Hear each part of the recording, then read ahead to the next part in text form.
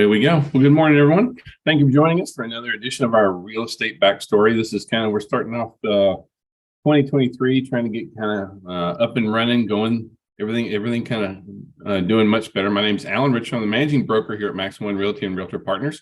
I ended the year going through knee surgery and that kind of stuff, and I'm back on the mend. So, everything's coming up. It just takes a lot slower for a lot of things to improve than what you really want it to be. That being said, I kind of wanted to jump in today and the whole thing with the real estate backstory is that we're trying to show off the soft underbelly of the real estate world and what's kind of going on there. And one of the biggest things that I see right now is that there's a lot of news, and if you just read the news or watch the news, you would think that the real estate market's in really bad times. And to say that we do see pending sales are down. I'm not saying that total transaction wise is not down. That being said, we're not seeing property values decline, a lot of things like that. And so the real estate world is still a really great place to be. You have to decide that it's going to be. So what do you do when sales are slow? Well, we have to get back to the basics. It's about being brilliant at the basics. Now is not the time to do harebrained schemes and to try and throw money, good money after bad kind of thing. It's time to get back to the basics, like reach out to your database. Or for a lot of us, if we don't have a database, now's the time to set up a database. We all have KV Core, and it's part of our monthly dues. And so if your business is not doing what it really needs to be, now's the time to really jump into that platform or whichever platform that you're using and really engage with your database. It's going to be about talking to folks because, I'll show some numbers and we'll kind of go over all that kind of stuff here in a minute. But the big deal here is that, the market is going to be ramping up. We have a ton of pent up demand. We don't have enough supply already. And right now, everything's tied to interest rates. And as soon as interest rates start coming down, which they will be, we're going to really see where the market's really going to kind of jump. And so do you want to start trying to reach out into your database once the market cranks up? Or do you want to be reaching out into your database now so that when the market is starting to pick up, you're riding that wave? Otherwise, you're chasing the wave. And that's a really big deal. So please, being brilliant at the basics is one of those things that we really, really need to be focusing on, trying to get us rolling for moving into 2023 to make 2023 just a phenomenal year. So, engaging with our database, reaching out to the folks that we know, picking up the phone. No, I don't mean just when people call us, but actually reaching out and calling into our database, speaking to people. Like this is a people business. That's what we really need to be engaging with.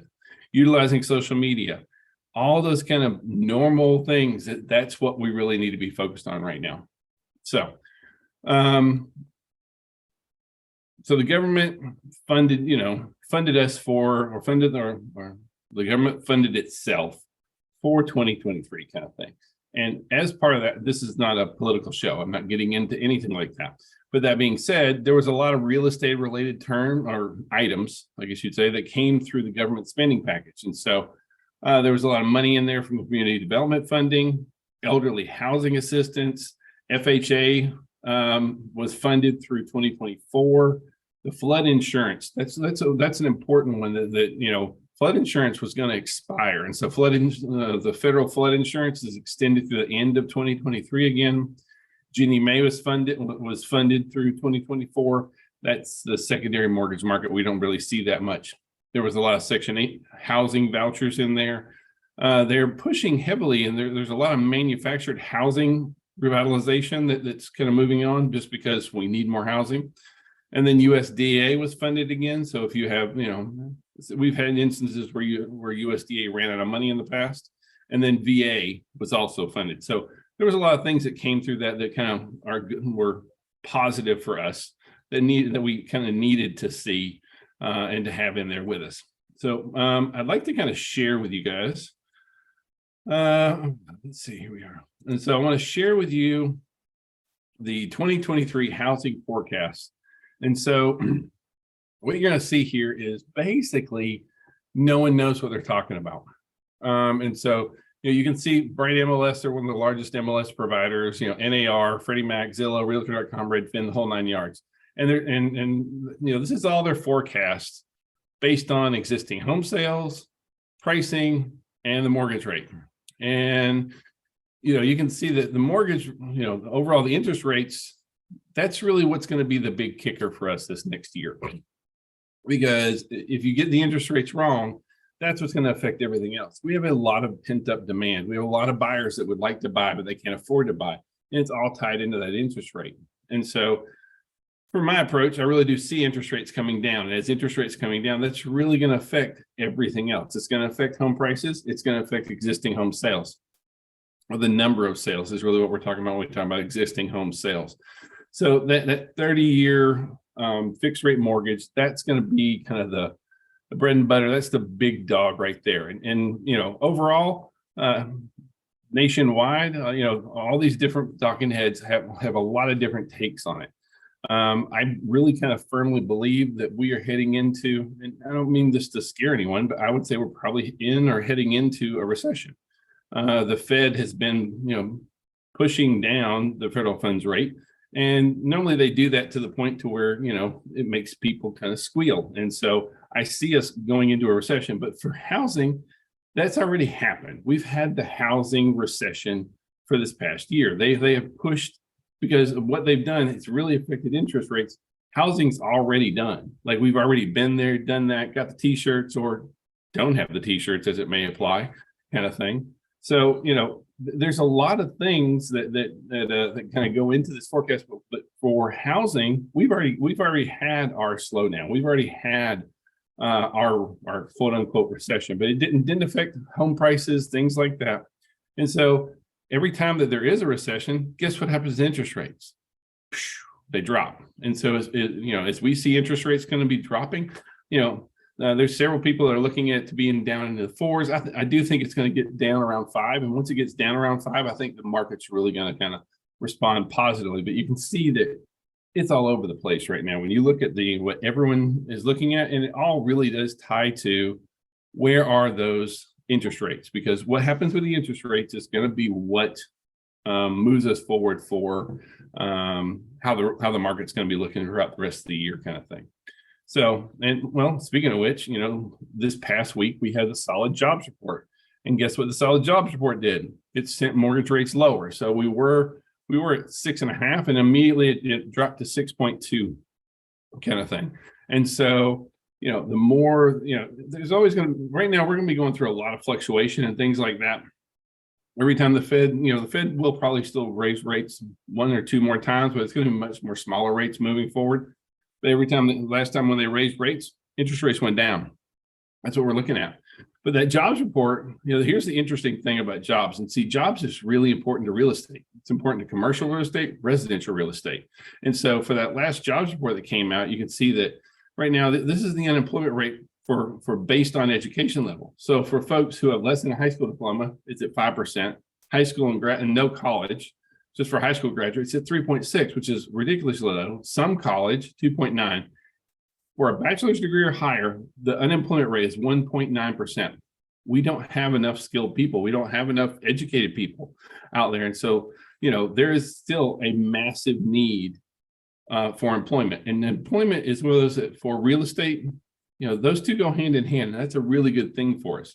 And kind of moving over and looking at the numbers and how that is, right now we can see that right now these are nationwide numbers, and I like to share those. We have our sales meeting tomorrow. I'll be going over our regional and state numbers, that kind of stuff tomorrow.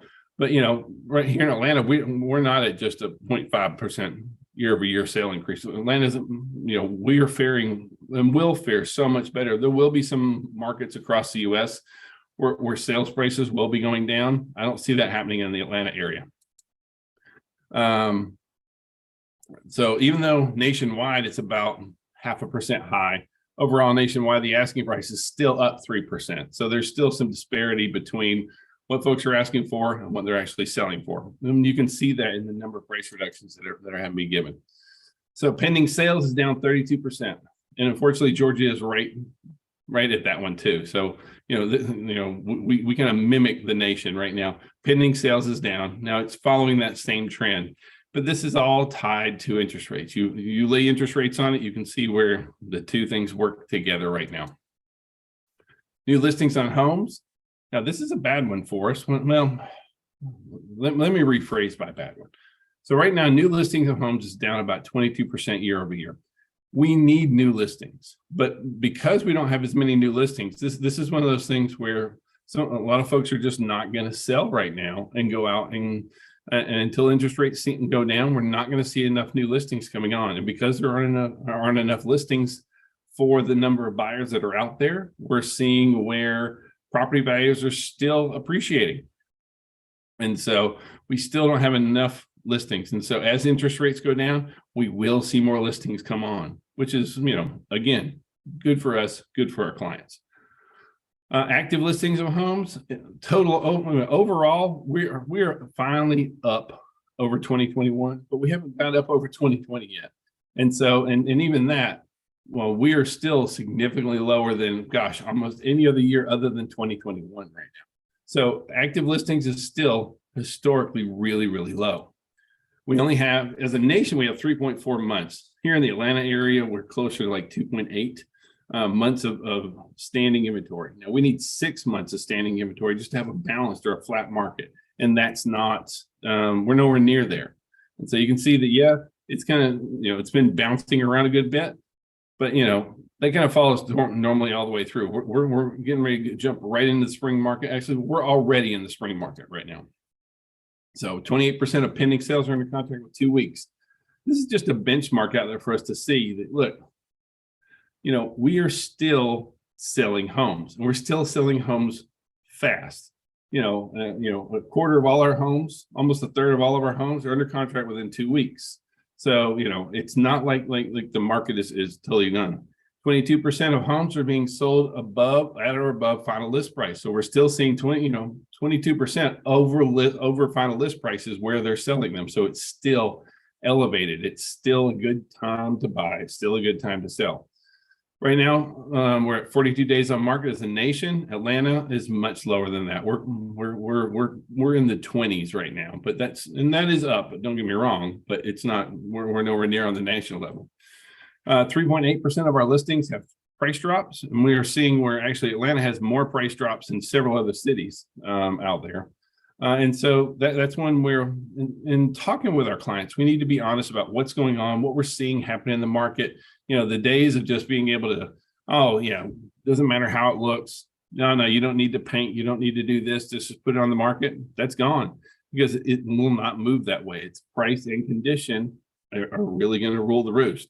So hey, let's just try this price is a recipe for, hey, we can just drop it in 2 weeks and lose some great marketing time is really what's going to happen there. And I know it's a tough conversation, but we just have to be honest with our clients. We have to care enough to be honest about that. So,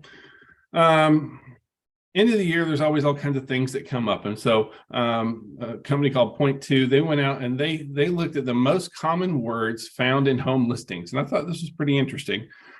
So for 2022, this is the top 100 most common housing keywords used. And for 2022, it was all about room and space. So we talked about that in great detail on all of our listings. And, these are just some good words for us to use, that kind of stuff. These are the most commonly used adjectives out there: spacious, new, main, beautiful, primary/master, custom. These are all words. And so it's good to be able to use those to we personally really like to word craft or script our listings so that they sound as good as they look in real life, kind of thing. Some folks just put that whole 3-bedroom, 2-bath stuff. So it's good to be able to see what's going out there. For here in the South, our most common keywords, number 1 is patio porch, garage, yard, walk-in closet, pool, storage, fireplace, open floor plan, full bath, and stainless steel appliances. And you know what kind of struck me among that list is we are not very creative. Like we have the same basic top 10 used keywords forever kind of thing. There's nothing earth shattering in there on that. Even open floor plans, which I find interesting because we're seeing where people want less open floor plans when they don't know how to decorate it. And it's really hard to do Zoom and things like that on open floor plans. Still, folks like open floor plans. They just don't know how to decorate them. So Wallet Hub did a ranking of the best cities for active lifestyle. And Atlanta came in at number 10. So we're top 10 in the US for active lifestyles. I thought that was a pretty interesting thing. And so I just wanted to share that with you. Builder confidence has dropped every month for the year of 2022. And this concerns me with our builders right there, because, you know, we have a love-hate relationship with the builder community. You know, we need them, they need us. Every once in a while, they get a little bit, you know, there was a year or two there where they started getting real big for their britches and we're playing with not all of them. And then, you know, now, but by the same token, we need that inventory. You know, we haven't built enough homes in the United States for the last 14 years to meet demand. And so we need our builders out there. And so that's worrying to me, because, you know, the other thing that we're seeing is that at the same time, you know, rents have now started rising, and they are still rising. They're just rising at the slowest pace. That being said, we're seeing a lot of, you know, folks who would have been our first time buyers moving to these build to rent communities right now. The build to rent communities is you know, that worries me, because, you know, historically it's run about 3%, you know, for like the last 2 or 3 years, it's been about 3% of our market. And then in the last year, it jumped to 12% of our market. And that's a really sizable jump. And on one hand, I understand why the builders would build that. I mean, you have an instant client, you don't have to, there's no customizing anything. It's very fast, very easy. They're getting paid for it right up front, that kind of stuff. That being said, you know, what I want you to see is that there's still a lot of demand. Our buyers are out there. And right now, because of where interest rates are, we're seeing where a lot of them are turning over to these build to rent communities. So as interest rates start dropping, you know, there was a survey by Zonda, and they said that 95% of millennials surveyed want to own a home. However, our national homeownership rate is around 66%. So there's 30% of our, especially our millennial population, that want to buy a home.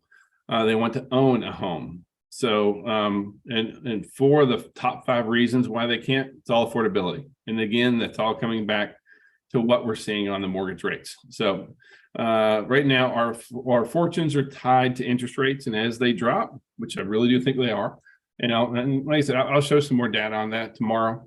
You know, speaking of tomorrow, so tomorrow we have our monthly sales meeting. That's going to be in all of our offices. I'll be going through kind of what's happening with interest rates and kind of our predictions for going into 2023. And then on Wednesday, my lovely bride will be teaching 2023 guard contract changes over in Noonan. And then on Thursday, we have next level business planning in the McDonough office. And there's also a lunch and learn over in Noonan, non-QM products in there. So, gosh, I hope that you guys have a great day. Hope this was helpful. If I can be of any kind of service, please call, text, or smoke signals. Answer it all. Have a great week, everybody.